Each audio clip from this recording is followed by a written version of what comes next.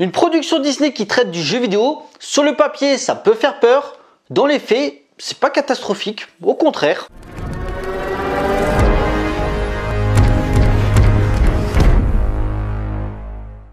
Bonjour à tous, il va être question de Free Guy, réalisé par Shawn Levy.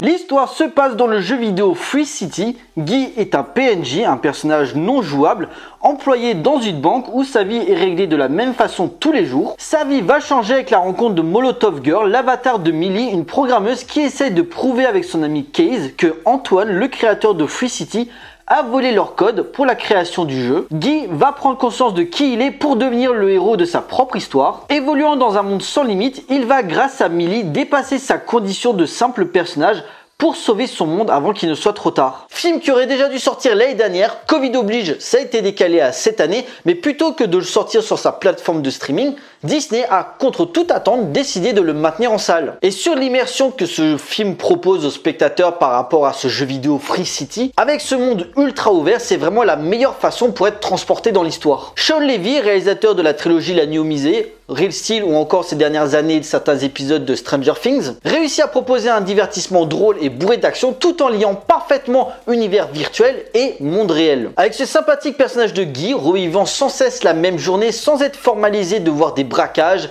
des courses-poursuites ou encore des explosions à tous les coins de rue, il se lève, se prépare, boit son café, va au travail, discute avec son pote car n'existant que pour animer l'arrière-plan du jeu vidéo Free City. Jusqu'à cette rencontre avec Molotov Girl qui va servir de déclencheur dans sa Matrix et remettre en question son existence. Bien sûr, pourquoi lui se met à réagir comme ça et pas les autres? C'est pas ta gueule, c'est un film, c'est expliqué. Avec cette idée d'intelligence artificielle que Case et Millie avaient créé pour leur propre jeu avant que Antoine leur pique leur propre concept. Un univers fait de code avec des 0 et des 1 qui peut perdre le spectateur en début de film, surtout si tu n'es pas familier avec le jeu vidéo. J'y étais avec ma famille et justement pendant les 30 premières minutes, ils étaient un petit peu perdus. Et au moment où tu commences à entrer dans l'histoire, où on t'explique les tenants aboutissants, tu te rends compte que c'est pas si compliqué que ça. Ajoutez à cela une multitude de clins d'œil et de références qui touchera le fan de la pop culture, clairement il sera en terrain connu. Bien sûr, vu le sujet, les gens vont forcément faire le rapprochement avec Ready Player One, sachant qu'en plus Zach Penn, le scénariste de Free City, était également le scénariste du film de Steven Spielberg, comme quoi ça coule de source. Mais là où Ready Player One était l'adaptation de l'œuvre de Ernest Cline,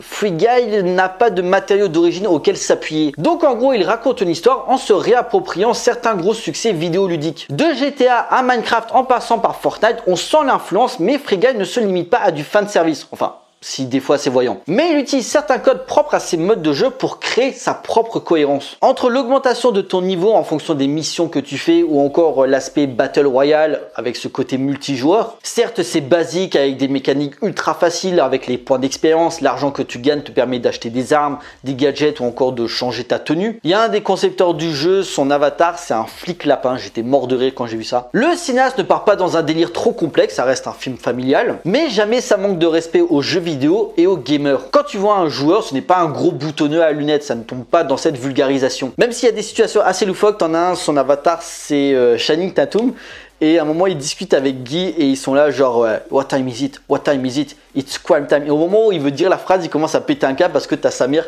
qui est en train de passer l'aspirateur dans sa chambre. J'aime aussi la performance de Ryan Reynolds où son personnage est d'abord dicté par le jeu avant d'avoir sa propre conscience. Et même si ça reste une comédie, il ne tombe pas dans l'humour lourdingue parce que ces dernières années, au moment où il a sorti Deadpool, les films qu'il a sortis après, t'as l'impression de voir du Deadpool bis. Et moi, ça commençait à me gonfler. Et là, ça va, ça reste cohérent avec son personnage et il en fait pas des caisses surtout. Jodie Comer que je ne connaissais pas, peut-être j'ai dû l'avoir vu quelque part, mais je m'en souviens pas. En tout cas, ici, elle m'a marqué. Elle est excellente dans un double rôle, que ce soit Millie dans la vraie vie ou Molotov Girl dans le jeu vidéo. Joe Keery, vu dans Stranger Things, est assez attachant. Quant à Taika Waititi en Antoine, il m'a fait marrer dans sa démarche et sa façon de parler avec ses punchlines, il en fait des caisses. Mais ça fait sens par rapport à son personnage de mégalo crétin et cynique. À côté, les effets spéciaux sont de très bonne qualité. En même temps, quand il traite du jeu vidéo actuellement, c'est quand même bien d'avoir un budget conséquent pour ne pas tomber dans le too much. L'ensemble fonctionne bien et le gameplay du jeu permet des idées de mise en scène vraiment vraiment sympa à l'écran qui par moments fourmille de détails. Par exemple, la différence entre les PNJ et les gamers, c'est que pour eux, leurs personnages ont des lunettes de soleil. Donc quand Guy prend les lunettes d'un joueur, ce n'est pas le monde qu'il voit tous les jours, mais carrément un autre monde plein d'options. Pour avoir telle ou telle arme, tu dois avoir un certain niveau requis, ou quand tu tues un joueur, voire un ennemi, tu récupères du fric, voire du stuff, si je me souviens bien. Voir un truc tout con, à un moment, il est blessé, et donc il met les lunettes, et il voit toutes les options qui s'offrent à lui, et il voit une trousse de soins. Ben, il appuie dessus, paf, il est guéri. Certes, les codes narratifs et visuels ne sont pas très poussés et le gamer risque d'être agacé sur certains détails, genre le combat final très dans l'esprit Disney, vous verrez. Ou encore les questionnements par rapport aux jeux vidéo dans la conscience collective qui n'est pas très recherché, voire des fois c'est carrément grossier. Parce que dans Ready Player One, je veux bien y croire parce que ça se passe dans un futur ultra connecté. Ok, mais dans Frigga, à un moment, tu es dans un restaurant et tu as des jeunes et des vieux, voire à un moment, et aussi, tu vois Times Square, tu as plein de personnes qui sont en train de regarder en direct sur grand écran ce qui se passe sur Free Guy. Je veux bien, le jeu vidéo ça fait partie du quotidien aujourd'hui, mais là j'y crois à peine. Tu vas pas me dire que la vieille de 80 balais ça l'intéresse de voir ce qui se passe dans un jeu vidéo quoi. Mais les ressorts geeks font plaisir à voir, il y a un vrai sens du rythme que ce soit dans les scènes d'action ou dans le comique de situation. Il y a des caméos vraiment drôles, certains je m'y attendais pas du tout. On est vraiment dans une ambiance pro-méta sans forcément tomber dans la parodie. Et la relation entre les personnages de Ryan Reynolds et Jodie Comer est suffisamment touchante permettant à cette open world laisse cours à des scènes intimistes donnant de la vie à des personnages qui de base ne sont pas censés en avoir. La scène où ils sont dans un parc et où ils mangent une glace en est le meilleur exemple. Un film dans l'air du temps par les thématiques abordées qui récupère les pire défaut du divertissement américain, mais qui en parallèle en ressort les meilleures qualités. Par son énergie, l'attachement au personnage, un humour qui fait en général toujours mouche et des scènes d'action spectaculaires. On peut y voir malgré tout en filigrane la caricature de Disney qui se glorifie lui-même avec les licences qu'il met à l'écran, se refermant dans un imaginaire assez grossier. Un opportunisme putassier, mais là où aujourd'hui certains jeux proposent la même hypocrisie, que ce soit dans le mode multijoueur ou encore certaines extensions que tu dois payer en plus, on n'est plus à ça près. Ce n'est pas parce qu'un produit filmique est formaté qu'il n'a pas de message. Ou en parallèle qu'il ne peut pas mettre en avant toute l'hypocrisie des mentalités dans le domaine du divertissement. Surtout que la morale Disney n'est pas si présente que ça, sachant qu'à côté le discours est quand même là pour justifier la remise en question de les concepteurs qui pensent savoir ce que les joueurs veulent, ou encore le pouvoir des réseaux sociaux, de YouTube et du streaming. En conclusion, sous ces airs de film popcorn ultra consensuel, Free Guy amène une réflexion et un propos de fond plus intelligent qu'il en a l'air. Si la vision du jeu vidéo présenté est simpliste et que les influences à la pop culture sont pas toujours bien digérées à l'écran, le film de Sean Levy fonctionne par son sens de l'aventure, ses différents niveaux de lecture sur l'apport du jeu, ses visuels impressionnants et tout simplement une expérience fort divertissante sur la personnalité de Guy